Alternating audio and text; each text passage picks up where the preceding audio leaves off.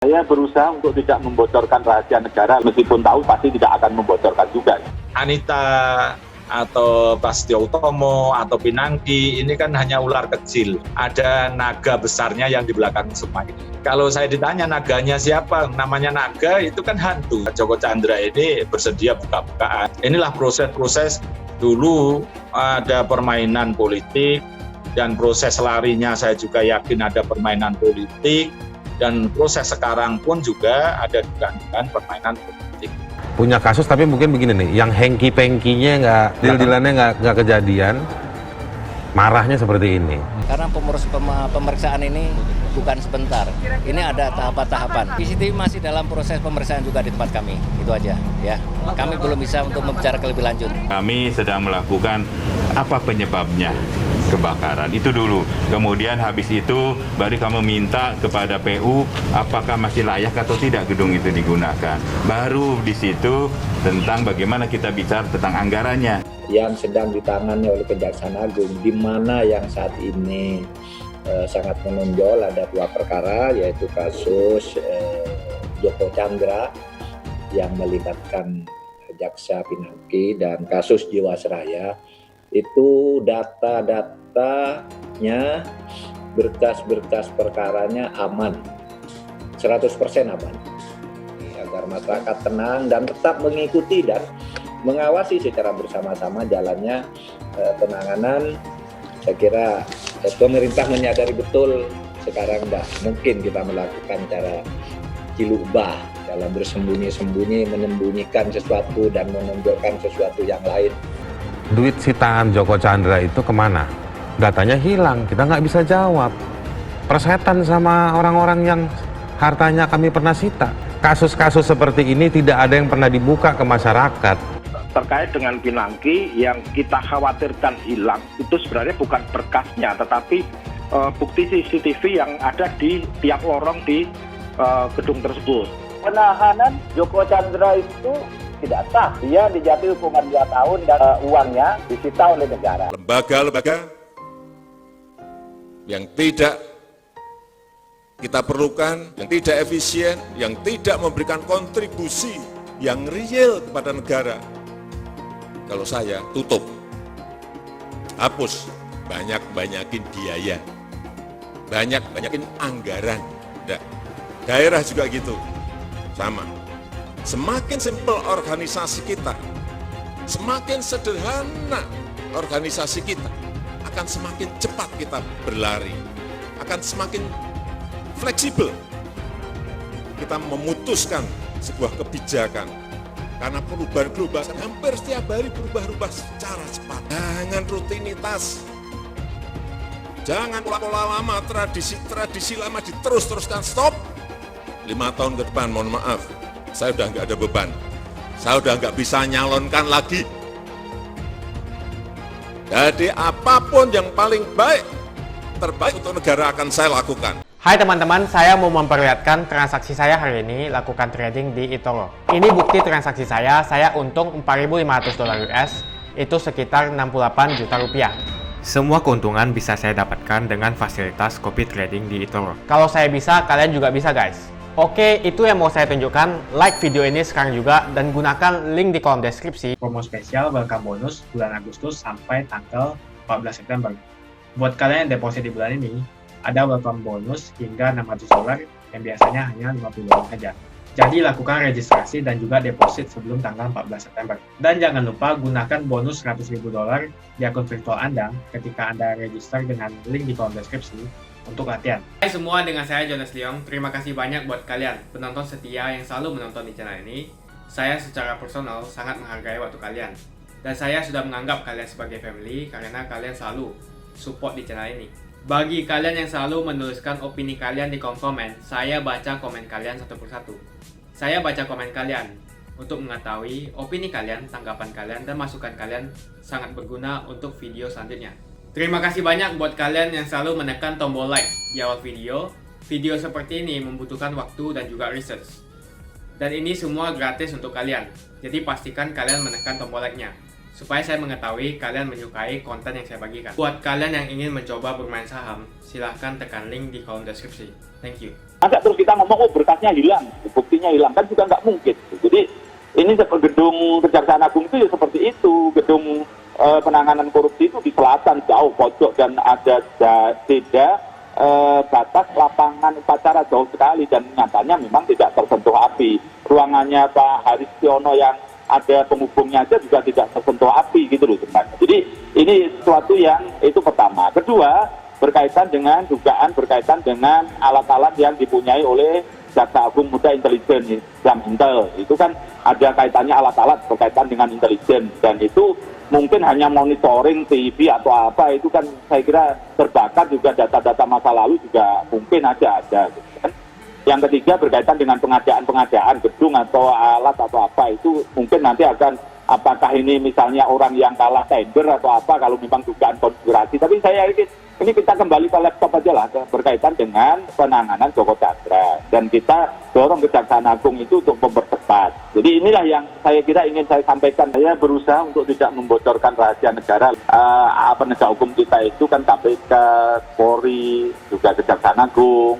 Itu hampir punya alat-alat yang hampir sama lah dan itu canggih. Tapi setahu saya kalau di gedung yang terbakar itu hanya alat monitoring TV segala macam dan kira-kira hanya untuk mencegah hacker lah, kira-kira gitu. Kira-kira standar itulah alat-alatnya. Tapi saya bersyukur ternyata sepengetahuan saya itu memang Kejaksaan Agung itu sudah mengantisipasi karena ini gedung tua, maka alat-alat yang kira-kira canggih-canggih tadi itu tidak diletakkan di situ gitu. Dan saya meskipun tahu pasti tidak akan membocorkan juga.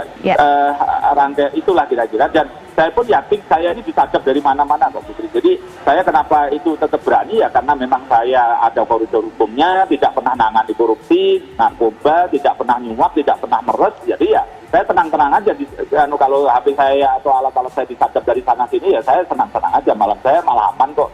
Jadi inilah gambaran itu kecanggihan alat-alat yang dimiliki oleh lembaga-lembaga penegak hukum kita dan lembaga-lembaga cyber kita. Ini aman semua kok. Jadi yakinlah ini tidak ada persoalan dan semua jadi juga sudah ada mitigasi. Ya memang ini kita ya prihatin dan sedih menyesal gedung sebagus itu dan cagar budaya kebakar. Tapi ya, mau kita tangisi berhari-hari kan juga tidak mungkin. Ini kan pasti ada perbaikan ke depan kan gitu kan. Ini kembali ke laptop, saya minta kepada Kejaksaan Agung segera menetapkan tersangka pemberi suap atau pemberi gratifikasi minggu depan. Kalau tidak saya gugat pra peradilan itu. Kalau perlu dikenakan pencucian uang dan segera menggandeng KPK dan PPATK. Ini warning saya kepada Pak Hari, juga mudah-mudahan segera ada tindak lanjut ini.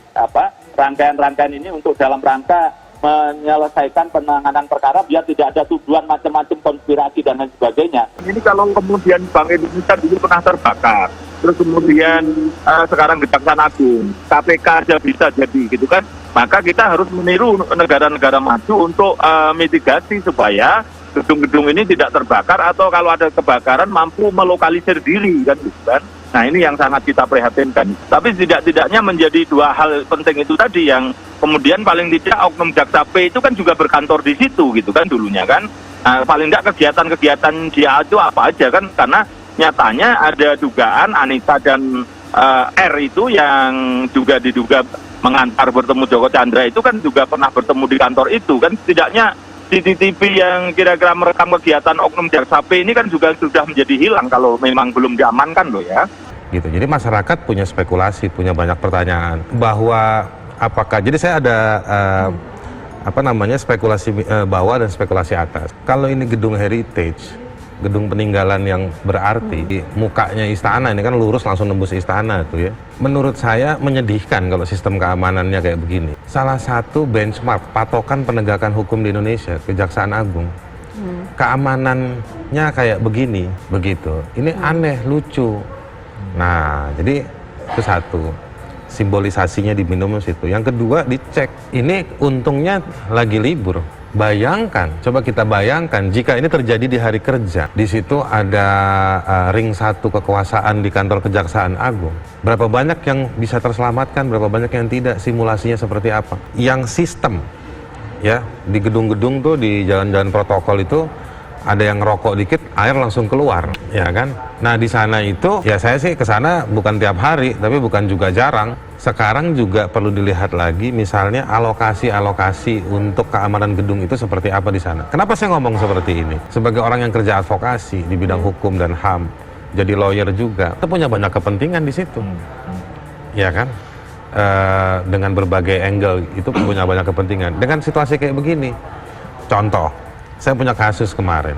Ujung-ujungnya dia bilang, pandemi Pak, susah, tertunda. Oke. Sekarang ada urusan kayak begini, kan ketunda lagi. Yang atas, ada yang spekulasi soal Joko Chandra.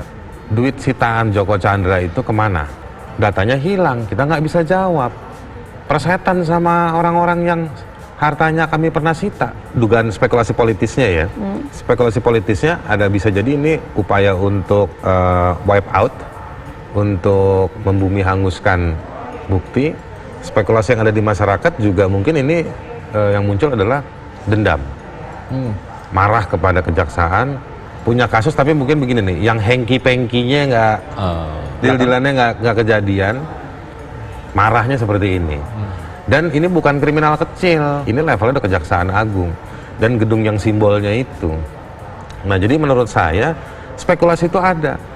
Kenapa kita harus nunggu? Kenapa? Kasus-kasus seperti ini tidak ada yang pernah dibuka ke masyarakat. Dalam suatu sistem dari instansi pemerintah yang sangat vital, harusnya dia punya BCP, punya server cadangan. Jadi kalau misalnya nanti di kemudian hari bahwa ada dari penyebab kebakaran ini ternyata ada bukti-bukti yang hilang, itu harusnya tidak masuk akal. Kalau seandainya ternyata memang itu hanya server tunggal di lokasi yang sama, itu sangat memprihatinkan tentu bagi kita. Ini dibuktikan, saya kira kita harus menunggu bagaimana nanti kejaksaan dan dari Polri menginvestigasi. Kita harus tunggu hasil dari investigasi tersebut. Jadi apakah apa saja yang hilang, kemudian apa saja yang rusak, itu kan tergantung dari investigasi. Dan apa pengaruh dari kerusakan ini terhadap kasus-kasus besar yang sekarang ramai dibicarakan. Saya kira kalau misalnya itu dokumen, harusnya kita sudah memakai e-file ya. Jadi semua dokumen sudah ada backup-nya. Yang saya khawatirkan jika ada barang bukti di situ, barang bukti yang bentuknya fisik, kalau itu nanti hilang atau hangus, itu pasti akan mempengaruhi nanti di proses selanjutnya. Tapi kalau misalnya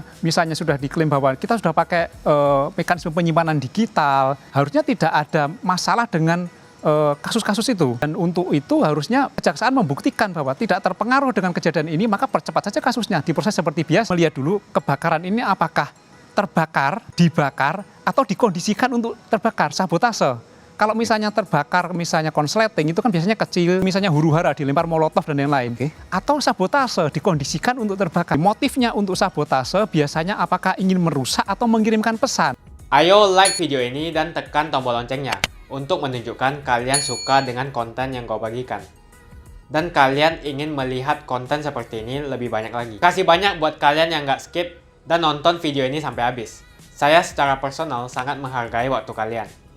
Makasih banyak buat kalian yang sudah tekan tombol subscribe, dan makasih banyak buat kalian yang sudah tekan tombol loncengnya. Jangan lupa bagikan informasi ini ke teman atau family Anda. Mungkin teman atau family Anda membutuhkan investasi ini. Oke guys, sekian dulu dari saya. Jangan lupa follow Instagram saya di @johannesleongofficial untuk kata-kata motivasi setiap harinya. Bagi kalian yang termotivasi nonton video ini, ayo like video ini dan subscribe di channel ini. Dan buat kalian yang sudah subscribe di channel ini, jangan lupa tekan tombol loncengnya supaya kalian mendapatkan notifikasi setiap kali saya upload video. Saya menggunakan eToro untuk melakukan investasi. eToro merupakan broker multi aset di mana Anda dapat berinvestasi pada pasar keuangan global, seperti di saham, komoditas, forex, cryptocurrency, atau di ETF. eToro juga dikenal dengan social trading platform, di mana Anda bisa mengcopy transaksi dari trader profesional, sehingga cocok sekali bagi Anda yang sibuk atau tidak memiliki keahlian untuk trading atau berinvestasi sendiri. Misalnya Dave menggunakan eToro untuk menduplikasi aktivitas trading Steve. Jika Steve untung, maka Dave juga untung. Mau untung seperti Steve? Gunakan copy trade hanya di eToro. Pastikan gunakan link di kolom deskripsi untuk mendapatkan bonus. eToro adalah broker aman dan terregulasi di dunia. Kalian bisa trading saham, forex, cryptocurrency, komoditas, dan lainnya. eToro adalah one-stop shopping, tidak seperti broker lainnya, Dengan eToro hanya modal $200 atau 3 juta rupiah saja, kalian sudah bisa trading secara internasional. eToro adalah broker pertama di Asia yang memfasilitasi trading saham di Amerika 100% tanpa komisi atau manajemen fee, dan juga kalian bisa melakukan unlimited trading. eToro juga memfasilitasi pembelian fractional share dan juga tidak ada subscription bulanan yang ada di broker lain. eToro juga mempunyai flexible leverage atau kalian bisa mengatur leverage untuk trading dari 1 kali sampai dengan 400 kali. Untuk penggunaan aplikasi di handphone disupport oleh semua internet provider. Pastikan kalian registrasi menggunakan link di kolom deskripsi untuk mendapatkan bonus saat registrasi. Setelah registrasi, download apps eToro menggunakan Google Play atau App Store di handphone kalian. Untuk mengakses website eToro tanpa VPN, silakan tekan link di kolom deskripsi. Dengan fasilitas fractional share, kalian bisa membeli saham Google, Facebook, Amazon hanya dengan $50 saja atau 700.000. Jadi siapa bilang beli saham internasional membutuhkan modal fantastis. Coba juga fasilitas copy trading, sangat cocok untuk pemula. Dengan copy trading ketika trader profesional untung, maka kalian otomatis akan mendapatkan keuntungan juga. Dan di eToro menggunakan fasilitas copy trading, tidak ada manajemen fee sama sekali. Untuk tutorial dan fasilitas eToro, bisa langsung cek di kolom deskripsi. Untuk menanyakan tentang registrasi di platform eToro, kalian juga bisa menghubungi customer support eToro berbahasa Indonesia di kolom deskripsi. Pastikan kalian registrasi menggunakan link di kolom deskripsi untuk mendapatkan bonus. Kalian masih nonton? Johannes Leong akan bagikan banyak sekali hadiah. Ada banyak sekali iPhone, aku siap bagikan dan setiap hari akan ada pemenangnya. Aku mau sebanyak mungkin kalian dapatkan hadiah ini. Caranya cuma satu aja, kalian tinggal melakukan 2 kali klik. Klik yang pertama adalah kalian tinggal klik di tombol subscribe Johannes Leong di kanan bawah. Klik yang kedua adalah klik follow di Instagram aku Johannes Leong Official. Jadi kalau kamu dapat hadiah dari aku akan DM kamu langsung pakai akun aku.